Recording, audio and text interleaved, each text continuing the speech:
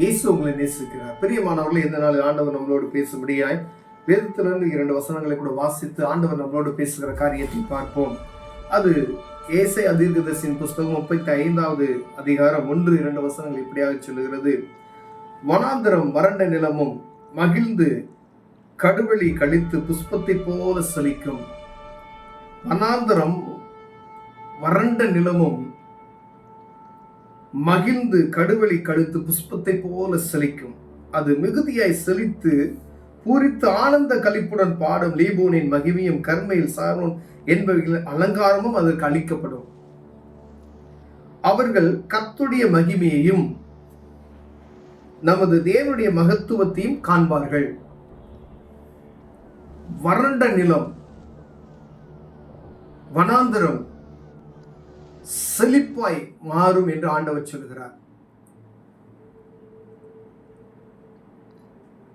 அது மிகுதியாய் செழித்து நமக்கு ஒரு ஆசீர்வாதம் அப்படின்னு சொன்னா, ஒரு வறண்ட நிலம் போல காணப்படுகிற நம்ம வாழ்க்கையை நம்ம பார்க்கிறோம். என்ன செஞ்சாலும் வாழ்க்கையில முன்னேற முடியல அப்படி நம்ம அநேக நேரங்கள்ல யோசிக்கிறது உண்டு. எங்கிட்டு போனாலும் அந்த முன்னேறுவதற்கான வாசல்கள் இல்லையே அப்படின்னு சொல்லி. ஆனா ஆண்டவர் இந்த இடத்துல சொல்றாரு, வண்ணாந்தரமும் வறண்ட நிலமும் செழிப்பாய் மாறும்.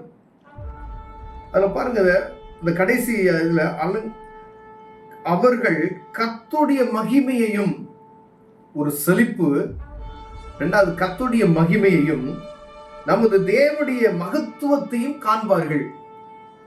கர்த்தருடைய மகிமையும் தேவனுடைய மகத்துவத்தையும் எப்படி காண முடியும்? கீழே வசனம் சொல்லுது, தளர்ந்த கைகளை திடப்படுத்துங்கள், தள்ளாடுகிற முழங்கால்களை பலப்படுத்துங்கள். அப்ப இந்த செழிப்பான ஒரு ஆசீர்வாதம் நமக்குள்ள வரணும் அப்படின்னு சொன்னா, தேவ சமூகத்துக்கு போய் நம் கரங்களை திடப்படுத்தி முழங்கால்களை ஸ்திரப்படுத்தும்படி ஆண்டவர் விரும்புகிறார். பிரியமானவர்களே, நீங்க செழிப்பு வரணும் அப்படின்னு சொன்னா, எங்க சுத்தினாலும் சரி, அலைந்தாலும் சரி, செழிப்பை பார்க்க முடியாது. வறண்ட நிலம் தான் அதை செழிப்பை மாற்ற முடியும். ஒரே ஒரு வழி, முழங்கால்களை முடக்கணும்னு சொல்லி ஆண்டவர் சொல்லுகிறார்.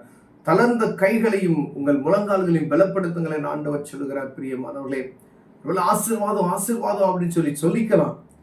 தேவ சமூகத்துக்கு நீங்கள் போகாதபடி ஒரு ஆசீர்வாதத்தை பார்க்க முடியாது என்பதை ஆண்டவர் இதுல உறுதியாய் சொல்லி இருக்கிறார். உங்க முழங்காலை முடக்காதபடிக்கு ஒரு ஆசீர்வாதத்தையும் நாம் பார்க்க முடியாது. அநேக நேரங்கள் நான் ஜெபிக்கிறேன் அப்படின்னு சொல்லுவோம். ஆசீர்வாதத்தை பார்க்க முடியல, அந்த காரியத்தை நமக்கு பெற்றுக்கொள்ள முடியல. நான் ஜெபிக்கிறேன், டெய்லி ஜெபிக்கிறேன், 1 வருஷம் ஜெபிக்கிறேன், 2 வருஷம் ஜெபிக்கிறேன். நீங்க ஜெபிப்பதில் வித்தியாசத்தை நான் பார்க்க முடிகிறதா என்று பார்க்கும்படியாய் ஆண்டவர் உங்களோடு இடைபடுகிறார். உங்க முழங்கால்கள் தள்ளாடுகிறதா? உங்க முழங்கால்கள் பலப்பட்டு இருக்கிறதா? தளர்ந்து போன உங்கள் கரங்கள் பலப்பட்டு இருக்கிறதா என்று ஆண்டவர் பேசிக் கொண்டிருக்கிறார். பிரியமானவர்களே, ஒருவேளை நம் முழங்காலை முடக்காதபடிக்கு, தேவ சமூகத்தை நோக்கி பார்க்காதபடிக்கு, ஏதோ கடமைக்காய் நான் தேவ சமூகத்துல போய் நான் ஆண்டவரே இந்த காரியத்தை செய்கிறேன் என்று சொல்லிவிட்டு போவது வேறு. ஆண்டவர் சொல்ல, முழங்கால முடக்க, உன் அறக்கதவை பூட்டு அப்படின்னு சொல்லி ஒரு செழிப்பை நான் பார்க்கணும்.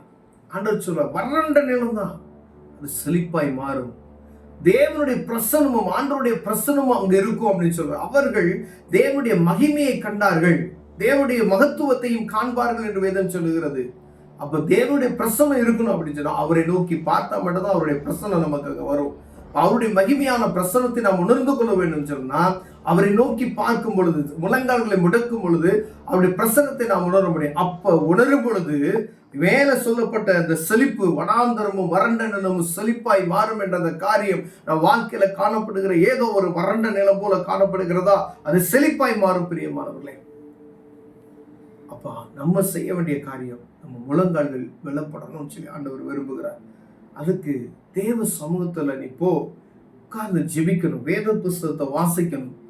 நமக்கு அப்படியே ஒன்றும் நமக்கு அது என்ன செய்யறது, நேரம் இல்லை. அநேக நேரங்கள்ல நேரம் இல்லை அப்படின்னு சொல்லுகிற காரியம் வேலை. ஆனா எல்லாத்துக்கும் மேலாக வேத வசனத்தை வாசித்து தேவ சமூகத்துல அமர்ந்து ஜெபிக்கிற ஒரு நேரத்தை நீங்கள் உருவாக்கி கொண்டிருக்கலாம். ஆண்டவர் உங்களை ஆசீர்வதிக்க வல்லமையில உள்ளவர் இருக்கிறார். முழங்கால்கள் எப்படி இருக்குன்னு சொல்லி நீங்க தான் பார்க்கணும். தேவ சமூகத்துக்கு அனுதினமும் போறீங்களா? காலையில போறீங்களா, மதியம் போறீங்களா, இரவு போறீங்களா, ஜெபிக்கிறீங்களா? ஆசீர்வாதம் எனக்கு வேணும் ஐயா, செழிப்பா வேணும்.